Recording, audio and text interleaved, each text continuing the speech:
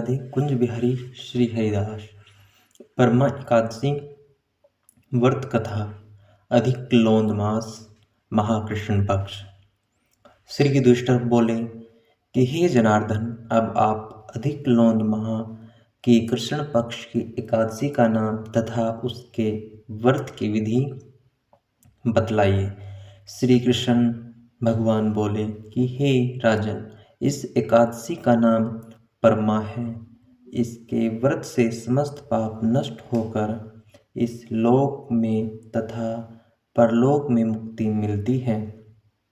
इसका व्रत पूर्वोक्त विधि से करना चाहिए और भगवान नरोत्तम की धूप, दीप, नैवेद्य, पुष्प आदि से पूजा करनी चाहिए। इस एकादशी के विषय में एक मनोहर कथा जो कि महर्षियों के साथ साथ कामीपल्य नगरी में हुई थी, तो मैं आपको कहता हूँ, आप ध्यानपूर्वक श्रवण कीजिए। कामीपल्य नगरी में सुमेधा नाम का एक ब्राह्मण रहता था। उसकी स्त्री पवित्र, अत्यंत पवित्र तथा पतिव्रता स्त्री थी। वह किसी पूर्व जन्म के कारण अत्यंत दरिद्र थी। उसे भिक्षा मांगने पर भी भिक्षा नहीं मिलती थी। वह सदैव वस्त्रों से रहित होते हुए भी अपने पति की सेवा करती रहती थी। वह अतिथि को अन्न देकर स्वयं भूखी रहती थी और पति से कभी किसी वस्तु को नहीं कहती थी। जब सुमेधा ने अपनी स्त्री को अत्यंत दुर्बल देखा तो वह बोला कि हे प्रिय, जब मैं धनवानों से धन मांगता हूँ तो वह मुझे कुछ नहीं देते। गृहस्थी केवल धन से ही नहीं चलती है। अब मैं क्या करूँ? इसलिए यदि तुम्हारी राय हो तो मैं परदेश में जाकर उद्यम करूँ। इस पर उसकी स्त्री विनीत भाव से बोली कि हे पतिदेव, पति अच्छा या बुरा, वह जो कुछ भी कहे पत्नी को वही करना चाहिए। पूर्व जन्म में जो मनुष्य विद्या और भूमि दान करते हैं उन्हें ही इस जन्म में विद्या और भूमि मिलती है। यदि कोई मनुष्य दान नहीं करता तो भगवान उसे केवल अन्न ही देते हैं। मैं आपका वियोग नहीं सह सकती। पति रहित स्त्री की संसार में ममता, माता पिता, भ्राता, ससुर तथा संबंधी आदि निंदा करते हैं। इसलिए आपको इसी स्थान पर रहना चाहिए। एक समय कौंडिल्यन मुनि उस जगह आए। उनको आते देखकर सुमेधा और उसके पत्नी ने उन्हें प्रणाम किया और बोले, हम आज धन्य हैं। आज हमारा जीवन आपके दर्शन से सफल हुआ। उन्होंने उनको बैठाने को आसन दिया तथा भोजन दिया और भोजन देने के पश्चात पवित्रा बोली कि हे मुनि, आप मुझे दरिद्रता का नाश करने का उपाय बतलाइए। मैंने अपने पति को परदेश में धन कमाने के लिए जाने से रोका है। मेरे भाग्य से आप आ गए हैं। मुझे पूर्ण निश्चय है कि अब मेरी दरिद्रता शीघ्र ही नष्ट हो जाएगी। अतः आप हमारी दरिद्रता नष्ट करने के लिए किसी व्रत को बतलाइए।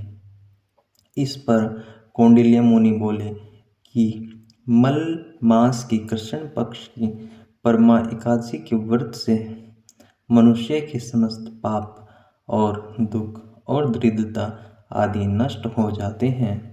जो मनुष्य इसका व्रत करता है वह धनवान हो जाता है। इस व्रत में नाच गाना आदि सहित रात्रि जागरण करना चाहिए। कुबेर को महादेव जी ने इसी व्रत के करने से धन आधिपति बना दिया था। इसी व्रत के प्रभाव से सत्यवादी महाराज हरिश्चंद्र को पुत्र, स्त्री और राज्य प्राप्त हुआ था। उस मुनि ने उनको एकादशी के व्रत की समस्त विधि कह सुनाई। वह मुनि फिर बोले कि हे ब्राह्मण जी, पंचरात्रि व्रत इससे भी अधिक उत्तम है। परमा एकादशी के दिन प्रातःकाल नित्य कर्म से निवृत्त होकर विधि पूर्वक पंचरात्रि व्रत आरंभ करना चाहिए। जो मनुष्य 5 दिन तक निर्जल व्रत करते हैं वे अपने माता पिता और स्त्री सहित स्वर्गलोक को जाते हैं। जो 5 दिन तक संध्या को भोजन करते हैं वे स्वर्ग को जाते हैं। जो मनुष्य स्नान करके 5 दिन तक ब्राह्मणों को भोजन कराते हैं उन्हें समस्त संसार के भोजन कराने का फल मिलता है। इस व्रत में जो घोड़े का दान करते हैं उन्हें तीनों लोकों में दान करने का फल मिलता है। जो मनुष्य उत्तम ब्राह्मण को तिल सहित दान करते हैं वे तिल की संख्या के बराबर विष्णु लोक में रहते हैं। जो 5 दिन तक ब्रह्मचर्य पूर्वक रहते हैं वे देवांगनाओं के साथ स्वर्ग में भोग करते हैं।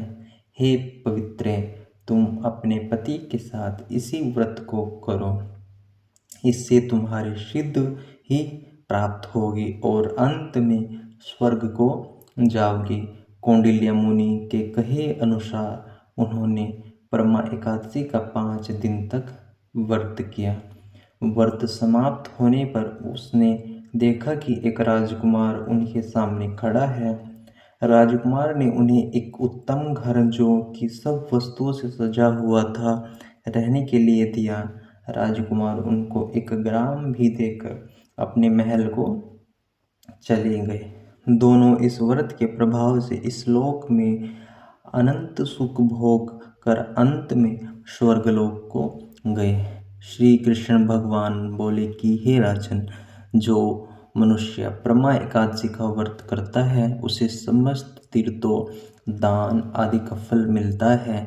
जिस प्रकार संसार में 2 पैरों वालों ब्राह्मण, 4 पैरों वालों में गौ और देवताओं में इंद्रराज श्रेष्ठ हैं, उसी प्रकार महीनों में अधिक लोंद मास का महीना उत्तम है। इस महीने में 5 रात्रि अत्यंत पुण्य देने वाली है।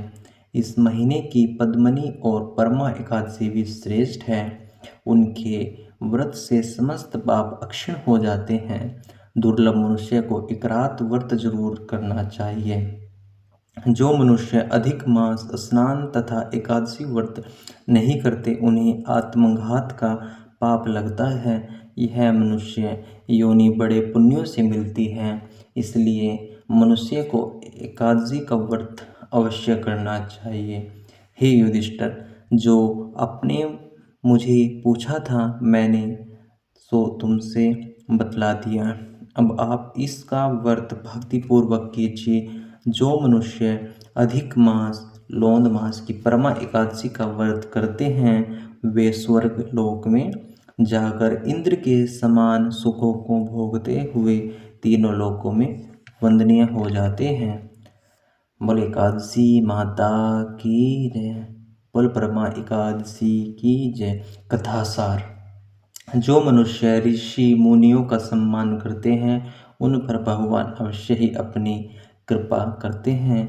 लक्ष्मी इधर उधर भागने से नहीं मिलती बल्कि युक्ति पूर्वक श्रम करने से तथा ईश्वर की कृपा से प्राप्त होती है। इति एकादशी व्रत महात्म्य कथा समाप्तम। बोले एकादशी माता की जय। बोले विष्णु भगवान जी महाराज की जय।